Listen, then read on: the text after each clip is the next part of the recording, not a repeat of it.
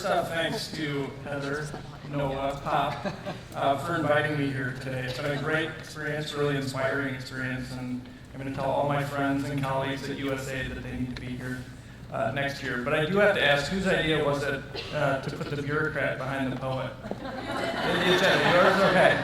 I have a good joke at lunch about a poet and a bureaucrat walking into a bar together, so find me at lunch and I'll walk you through that.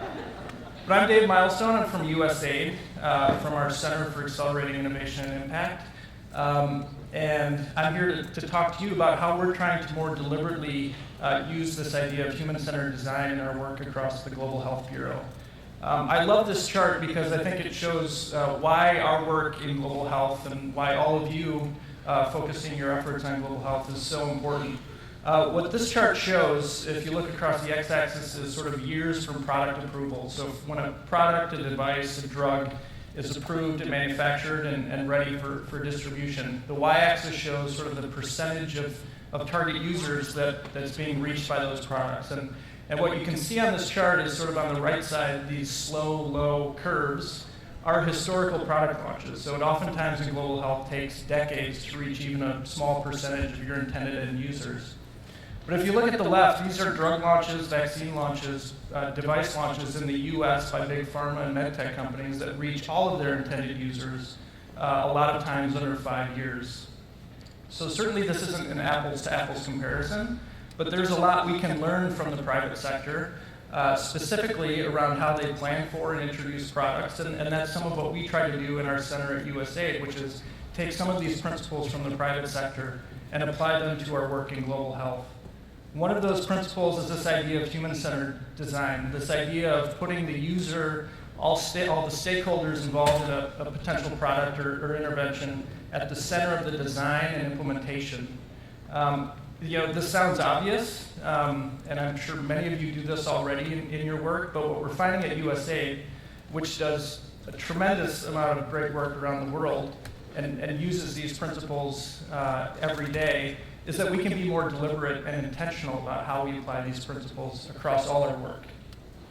And it's sort of focused on sort of 3 key areas. So IDEO is a big sort of traditional human-centered design consulting firm, which most folks are probably familiar with. And they sort of define it as sort of the sweet spot between 3 key areas. Feasibility and viability, so these solutions have to be really practical, tangible, sustainable. But what we often forget in global health is this piece around desirability. We're often so focused on reducing costs, making things as easy to use as possible. Sometimes we forget that we need to make these solutions fit within the context of people's lives and where they live and make these solutions desirable. Just quickly to sort of walk through the process, again, this human-centered design isn't rocket science, but there are these principles that we can think about applying more deliberately. First off, of course, is the obvious: coming up to speed, understanding the challenge, learning from what's been done already. And then the most important part of the process is this idea of iteration and co-design. So getting into the field, spending time with end users, all the stakeholders, creating prototypes, quickly testing those, and iterating this process over and over again until you found that sweet spot where these products are feasible, viable, and desirable. And then ultimately, we believe that if you do this right, you do this early enough, and you do it often enough, you're going to improve your likelihood of success. Human-centered design is a practice that has been oftentimes used in the private sector. I used to work for a medical device company and was fortunate to work with IDEO several times. But it's been proven to be really effective, and it's become a big industry because it helps these large corporations who are competing in these very competitive markets differentiate their products. But what we're seeing is a growing amount of evidence that shows that these same principles can be really effective sort of at the other end of the spectrum, at the bottom of the pyramid, where not a lot of data exists, not a lot of market research exists, and so these principles applied in a more intentional way are being shown to have a big impact in these more challenging environments. So that brings me to a sort of a case study where I'll hopefully be able to walk you through this in a real-time challenge. So we're working now in Nigeria looking to scale up the use of chlorhexidine. Chlorhexidine is a low-cost antiseptic that when put on the umbilical cord at the time of birth has been shown to reduce neonatal mortality by up to sometimes 40% in some clinical studies, but on average of about 23%. Costs about 25 cents to use. It's easy to use.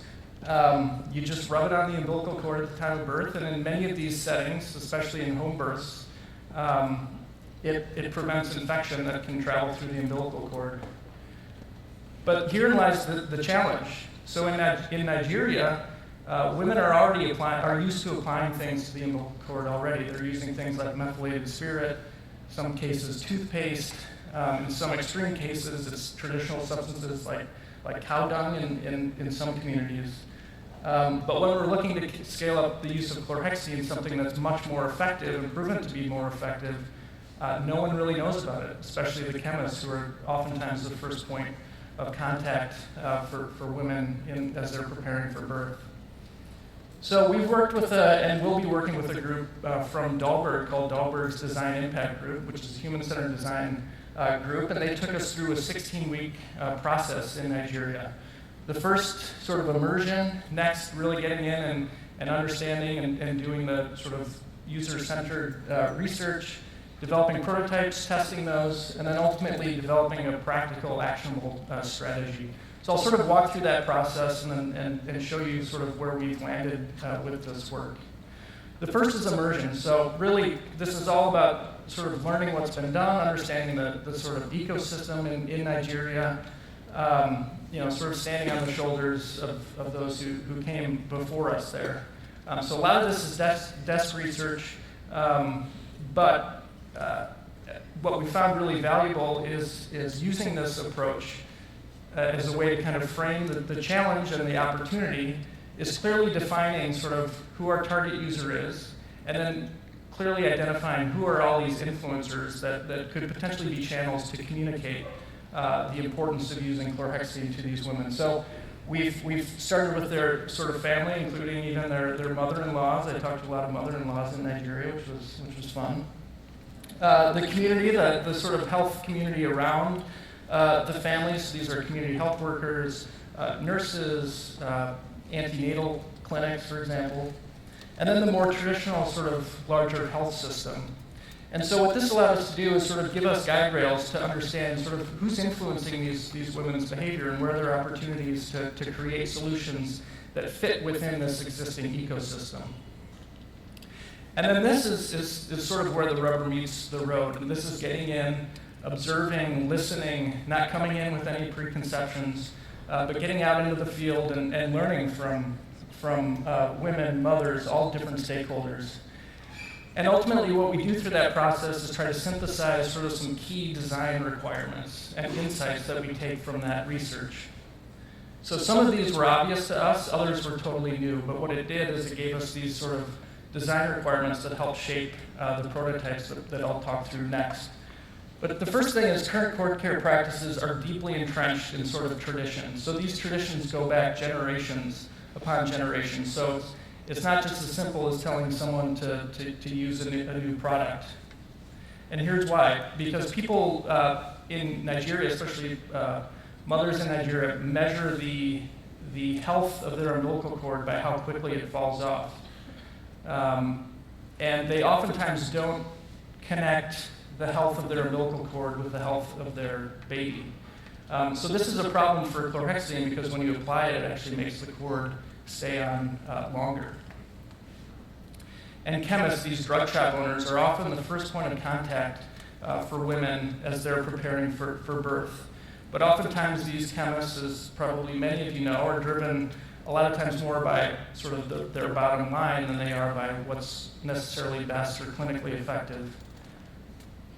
And then finally, these traditional birth attendants are often a source of information, but also social and emotional support for women going through the process. So we use these sort of insights to then shape the next phase of the work, which is the most important piece of kind of human-centered design, which is engaging and co-creating potential solutions with all stakeholders. So not just mothers, not just bureaucrats in DC, but actually going out into the field and co-creating solutions with stakeholders.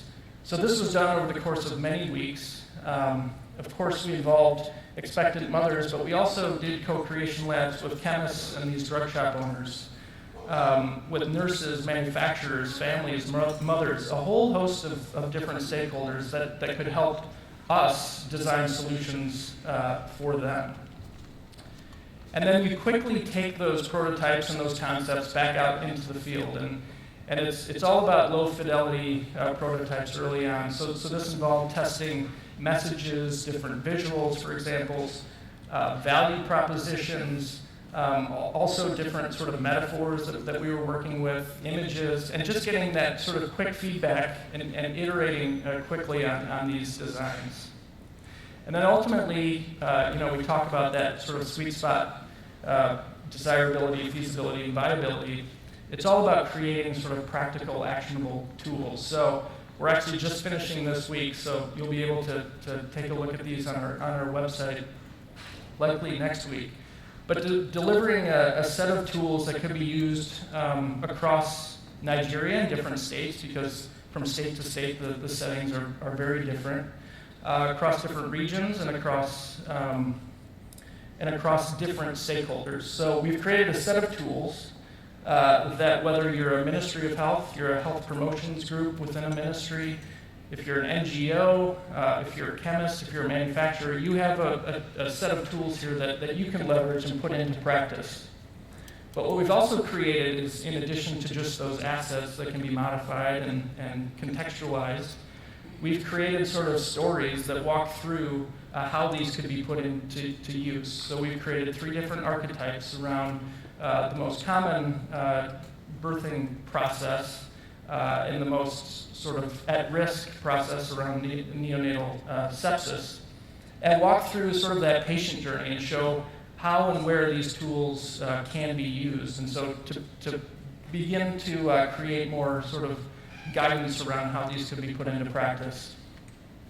And then for each tool, we also give some really direct guidance about how you could test these in your own region, your own state or your own or different country, and then give you adaptable assets to be able to customize this for your own use.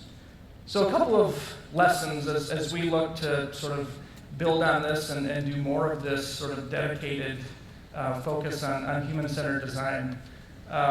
It's not an art or a science, it's certainly a discipline. And so you can't fake it. You actually have to sort of follow this. It's not, again, rocket science, but you do have to stay true to some of these core principles. These next 3, in my mind, having gone through this now probably a dozen times with different consulting firms and in different settings, you have to be open to new ideas. A lot of the best ideas come from the worst ideas. So it's important to not shut people down early on. This idea of informed naivete, getting different people into the co-creation process that may not know anything about a Nigerian mother. I know I certainly didn't when I started this process. You have to do it early and do it often. And there's a great ROI on human-centered design. So this project, for example, costs less than 0.5% of the entire scale-up cost for chlorhexidine in Nigeria. So why not do this market research early on in all of our product developments? It doesn't necessarily have to be this intense, but some of these principles can really help shape design early on. And the other thing is it's not a silver bullet. So a lot of times you'll hear about bringing in human-centered design to talk about demand generation, or we need to do a behavior change campaign, but sometimes that's putting lipstick on a pig, so to speak. You have to recognize when maybe there's an inherent flaw in the product itself, and maybe you need to go back and reassess sort of the entirety of the program or the product that you're trying to scale. So again, we're just sort of trying to more deliberately apply this at USA, but hopefully this demystifies it a little bit. I know it certainly has for me, but I would encourage you to think about some of these principles that you can apply in your work.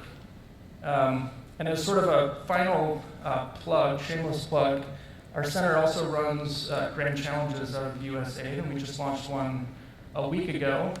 Zika is going to be a really big deal for all of us this summer, and so we're looking for new solutions, and I'm sure all of you in this room could offer some great solutions to us. So I hope you look at our website, usa.gov/CII, and contribute your good ideas.